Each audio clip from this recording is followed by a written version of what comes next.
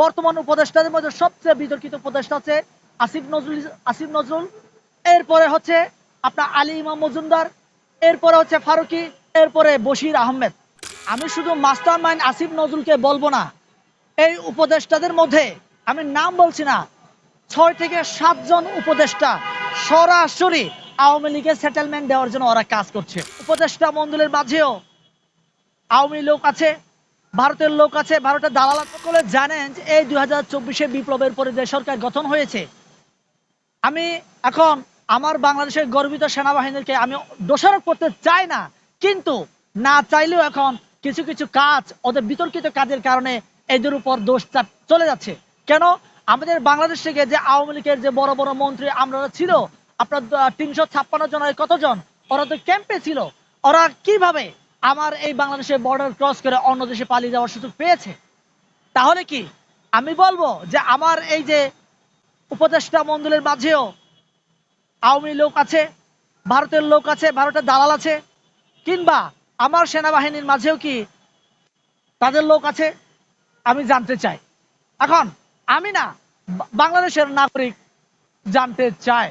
এজন্য আমি বলি কি, মুখোশ উন্মোচনের স্বার্থে, জাতির স্বার্থে, দেশের সার্বভৌম রক্ষার স্বার্থে তাদের মুখোশ উন্মোচন করা দরকার।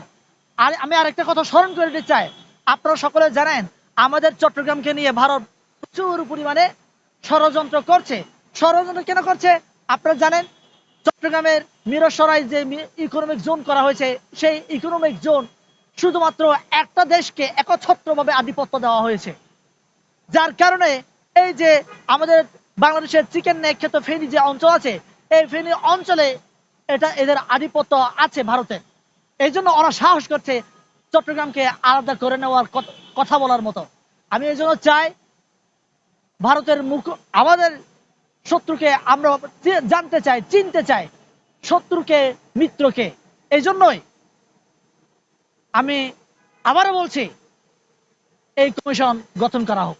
দেখুন, শুধু ইলিয়াস ভাইয়ের কথা অনুসারে, ইলিয়াস ভাইয়ের কথা অনেকে বলে এটা প্রপাগান্ডা ছড়ায়, মিথ্যা গুজব, ওর কোনো ভিত্তি নাই।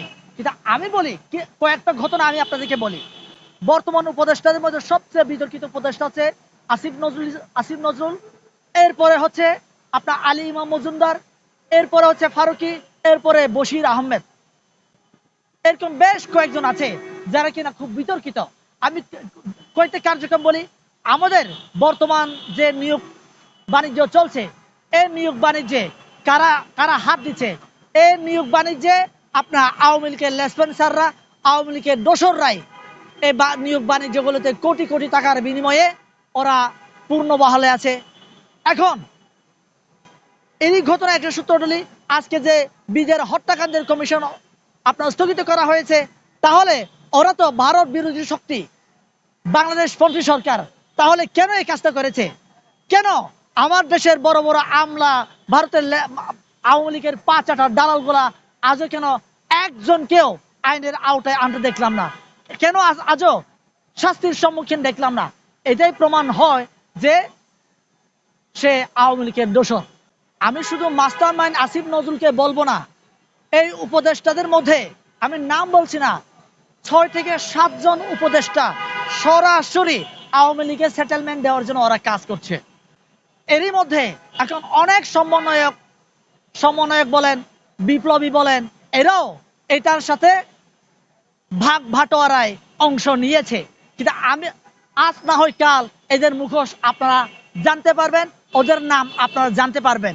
আমি এখন আজকে কিছু বলবো না, আমি এতটুকুই আপনাদেরকে বলতে চাই, সমন্বয় থেকে শুরু করে উপদেষ্টা এবং প্রশাসন সব জায়গায় ওদের একচ্ছত্র আধিপত্য বিস্তার করছে আওয়ামী লীগের পুনর্বাসনের জন্য।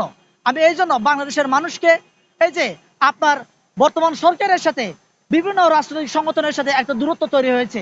দূরত্ব কেন তৈরি হয়েছে? আমরা সবাই মিলে তো এই সরকারকে বসিয়েছি, তাহলে ওদের সাথে সুসম্পর্ক থাকার কথা ছিল প্রত্যেকটা রাজনৈতিক সংগঠনের।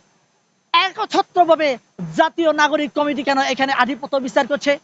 একচ্ছত্রভাবে কেন ওই যে কিছু সমন্বয়ক, নামধারী সমন্বয়ক যারা কিনা আওয়ামী লীগের লেসপেন্সার ছিল, পদধারী আওয়ামী লীগের কমিটিতে ছিল, এরা কেন আজকে একচ্ছত্রভাবে বিপ্লবের ধারণ করে এরা কেন বিপ্লবকে ভুলণ্ঠিত করার জন্য কাজ করছে, এটা আপনারা সকলেই জানেন।